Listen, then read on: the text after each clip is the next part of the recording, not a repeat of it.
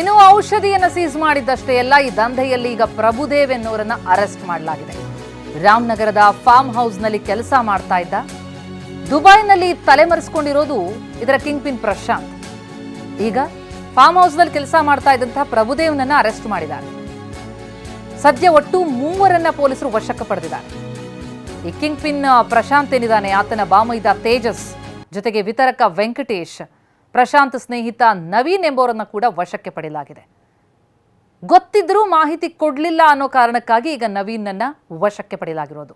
ರಾಮನಗರದ ಫಾರ್ಮ್ ಹೌಸ್ನಲ್ಲಿ ಕೆಲಸ ಮಾಡ್ತಾ ಇದ್ದಂತಹ ವ್ಯಕ್ತಿ ಪ್ರಭು, ಆತನನ್ನ ಅರೆಸ್ಟ್ ಮಾಡಿದ್ದಾರೆ. ಪ್ರಭುದೇವ್ನನ್ನ ಇನ್ನು ತಲೆಮರೆಸಿಕೊಂಡಿದ್ದಾನೆ ಇದರ ಕಿಂಗ್ ಪಿನ್ ಪ್ರಶಾಂತ್ ದುಬೈನಲ್ಲಿ. ಅಕ್ಕ ಕುಮುದಾ ಹೆಸರಲ್ಲಿ ಲೀಸ್ಗೆ ಈ ಜಾಗವನ್ನ ಪಡ್ಕೊಂಡಿದ್ದ ಈ ಪ್ರಶಾಂತ್. ಆ ಲೀಸ್ಗೆ ಪಡ್ಕೊಂಡಂತಹ ಫಾರ್ಮ್ ಹೌಸ್ನಲ್ಲೇ ನಕಲಿ ದಂಧೆ ಮಾಡ್ತಾ ಇದ್ದದ್ದು. ಬಾಮೈದ ತೇಜಸ್ಸನ್ನ ಬಳಸ್ಕೊಂಡು ಪ್ರಶಾಂತ್ ದಂಧೆ ನಡೆಸ್ತಾ ಇದ್ದು. ಚಾಮರಾಜಪೇಟೆಯಲ್ಲಿ ಮೆಡಿಕಲ್ ಶಾಪ್ ಇಟ್ಕೊಂಡಿದ್ದ. ರಾಮನಗರದಿಂದಲೇ ಬೆಂಗಳೂರಿಗೆ ಔಷಧಿಯನ್ನ ಸಪ್ಲೈ ಮಾಡಲಾಗ್ತಾ ಇತ್ತು. ಅಂದ್ರೆ ಈತನದೇ ಮೆಡಿಕಲ್ ಶಾಪ್ ಕೂಡ ಇತ್ತು, ಅಲ್ಲಿಗೆ ಸಪ್ಲೈ ಮಾಡ್ತಾ ಇದ್ದ. ಹಾಗಾಗಿ ಈ ನಕಲಿ ಔಷಧಿ ಇನ್ನೆಲ್ಲೆಲ್ಲಿ ವಿತರಣೆಯಾಗಿದೆಯೋ, ಯಾವೆಲ್ಲ ರೋಗಿಗಳಿಗೆ ಮಾರಕ ಆಗಿದೆಯೋ, ಮಾರಣಾಂತಿಕ ಆಗಿದೆಯಾ, ಬಹಳಷ್ಟು ಅನುಮಾನಗಳಿವೆ.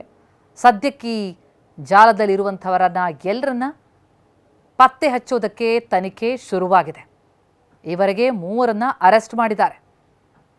ಆದರೆ ಇದರ ಕಿಂಗ್ ಪಿನ್ ದುಬೈನಲ್ಲಿ ತಲೆಮರೆಸಿಕೊಂಡಿದ್ದಾನೆ ಅನ್ನೋದು ಮಾಹಿತಿ. ಇನ್ಯಾರ್ಯಾರಿದ್ದಾರೆ ಈ ಜಾಲದಲ್ಲಿ ಅನ್ನೋದು ಪತ್ತೆಯಾಗಬೇಕಾಗಿದೆ.